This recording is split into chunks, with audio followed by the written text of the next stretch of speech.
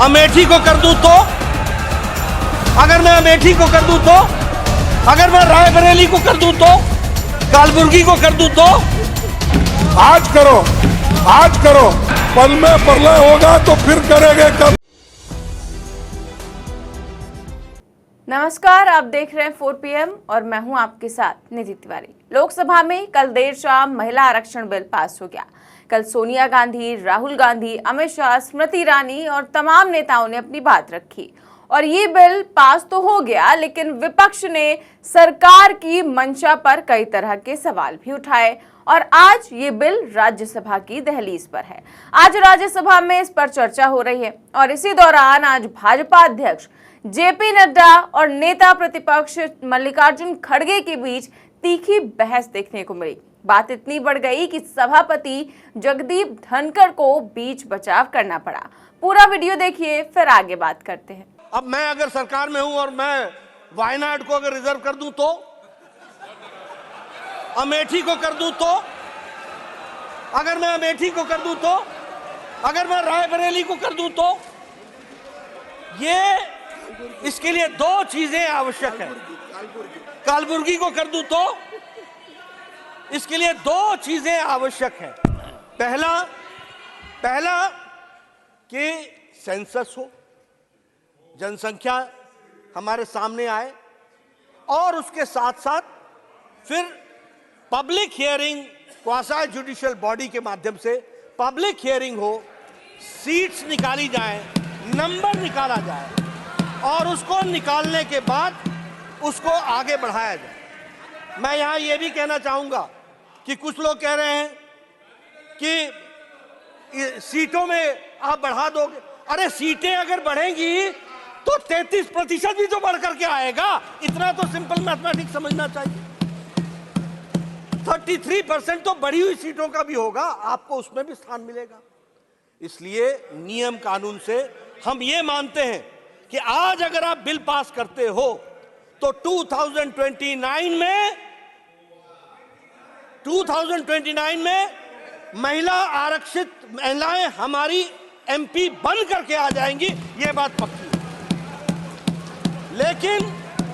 लेकिन अगर आप आज पास नहीं करते हो तो 2029 में भी नहीं आना, यह भी तय है। इसको भी हमको समझ लेना चाहिए।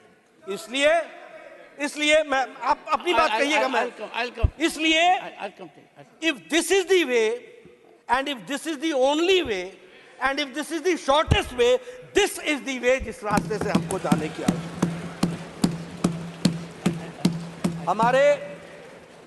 हमारे आज भारतीय जनता पार्टी के दृष्टि से मैं आपके सामने ये बात कहना चाहूंगा कि honourable leader of the opposition wants to intervene for a minute, please. खड़गे जी, प्लीज। क्या बोलना है इसका जवाब? इसका अमेंडमेंट करने का कोई दिक्कत नहीं है। ये आप अब करने का तो ये 31 को डाल रहे हैं। इसका मकसद क्या है कि बिल ऐसा ही चले। नहीं, आप ही ने कहा 29 के बाद ये सब 29 को नहीं। मैं सर, जब पंचायत में रिजर्वेशन के लिए होता है, जिला पंचायत का होता है, तो ये वुमन रिजर्वेशन का क्यों नहीं होता? आज करो। और मैं एक कबीर का दुआ सुनाता हूँ, कल करने का आज करो, आज करने का अब करो, और फिर तो पल में प्रलय होगा तो फिर करेंगे कब? पल में प्रलय होगा तो फिर करेंगे कब? मिस्टर नड्डा, तो इसीलिए आप आज कीजिए, वी आर रेडी। वो इलीगल नहीं होता, जुडिशरी नहीं होता, कुछ नहीं। मैं यहाँ ऑनरेबल मेंबर्स, वन सेकंड सभापति जी, ऑनरेबल मेंबर्स, 1 सेकंड प्लीज। सभापति जी। तो ये तीखी झड़प देखने को मिली मल्लिकार्जुन खड़गे और भाजपा अध्यक्ष जेपी नड्डा के बीच। दरअसल कल लोकसभा में बिल पास तो हो गया, लेकिन इस महिला आरक्षण बिल को लेकर ये बात सामने आई कि परिसीमन के बाद ही ये बिल जो है, ये विधेयक लागू होगा और परिसीमन जो है वो 2026 में होना है। तो माना जा रहा है कि 2029 तक ये लागू होगा और इसी को लेकर विपक्ष मांग कर रहा है कि इस बिल को तुरंत लागू किया जाए। महिलाओं ने कई साल इंतजार किया है, अब उन्हें और इंतजार ना कराया जाए। ये बात कल सोनिया गांधी ने भी उठाई, राहुल गांधी ने भी उठाई और विपक्ष के ज्यादातर सभी नेताओं ने यही बात रखी कि इस बिल को तुरंत लागू किया जाए, ज्यादा इंतजार ना कराया जाए। और भी बहुत सारे पेच है इस बिल में जिसको लेकर विपक्ष सरकार को घेर रहा है और आज भी उन्हीं आरोपों का जवाब देने के लिए भाजपा अध्यक्ष जेपी नड्डा सदन में खड़े हुए। लेकिन इस दौरान उनके और मल्लिकार्जुन खड़गे के बीच तीखी बहस हो गई। दरअसल बिल पेश किए जाने के बाद सत्ता पक्ष की ओर से जेपी नड्डा ने जैसे ही बोलना शुरू किया तो बीच में ही मल्लिकार्जुन खड़गे ने उन्हें टोक दिया। इस बिल पर दोनों नेताओं के बीच तीखी चर्चा और नोकझोंक देखने को मिली। खड़गे ने इस दौरान जेपी नड्डा से सवाल किया कि सरकार महिलाओं को तत्काल आरक्षण नहीं दे रही है, बल्कि महिलाओं को आरक्षण का झुंझुना थमा रही है। अब खड़गे ने कबीर का दोहा बोलते हुए कहा कि इस बिल को तुरंत लागू करिए और इसका जवाब देते हुए नड्डा ने कहा कि सरकार पक्का काम करना चाहती है, इसीलिए ये इतनी आसानी से इतनी जल्दी नहीं हो सकता। तो इस तरह से खूब चर्चा हुई, खूब बहसबाजी देखने को मिली। आज राज्यसभा में भी तमाम नेताओं ने अपनी बात रखी और इस तरह की जो है नोकझोंक भी देखने को मिली। तो वहीं लोकसभा में कल ये बिल पास कर दिया गया और इस बिल में लोकसभा और विधानसभा में महिलाओं को 33% आरक्षण दिया जाएगा। इससे लोकसभा में लगभग 181 सीटें निर्धारित हो जाएंगी।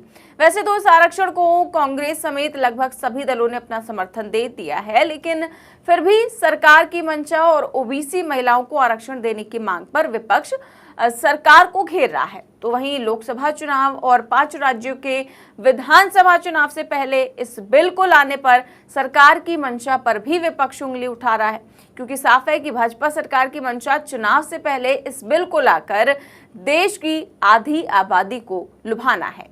और जाहिर है कि महिला आरक्षण बिल एक लंबे वक्त से अटका हुआ था, लेकिन ये पारित नहीं हो पा रहा था। और ये भी साफ है कि इस बिल के पीछे सरकार की मंशा सिर्फ और सिर्फ चुनावों में राजनीतिक फायदा उठाना है, क्योंकि भाजपा इस बिल के नाम पर जनता के बीच जाकर ये कहेगी कि जो बाकी सरकारें नहीं कर पाई वो हमने कर दिखाया और इसीलिए हम महिलाओं के सच्चे हितैषी हैं। तो वहीं विपक्ष इस मुद्दे को लेकर चुनाव में जाएगा और सरकार की मंशा पर भी सवाल उठाएगा, साथ ही ओबीसी महिलाओं के आरक्षण की भी मांग करेगा। फिलहाल अब देखना यह है कि महिला आरक्षण बिल से सरकार और विपक्ष को किसको फायदा होता है। अब फायदा किसको होगा ये तो देखने वाली बात होगी, लेकिन जिस तरह से सदन चल रहा है, कल लोकसभा में चर्चा हुई, आज राज्यसभा में हो रही है और काफी ज्यादा नेताओं के बीच तीखी झड़प भी देखने को मिल रही है। कोई किसी का मजाक उड़ा रहा है तो कोई कुछ और मांग कर रहा है। आपकी इस खबर पर क्या राय है, हमें कमेंट बॉक्स में जरूर बताएं। देश और दुनिया की तमाम बड़ी खबरें जानने के लिए देखते रहिए 4PM न्यूज नेटवर्क। नमस्कार।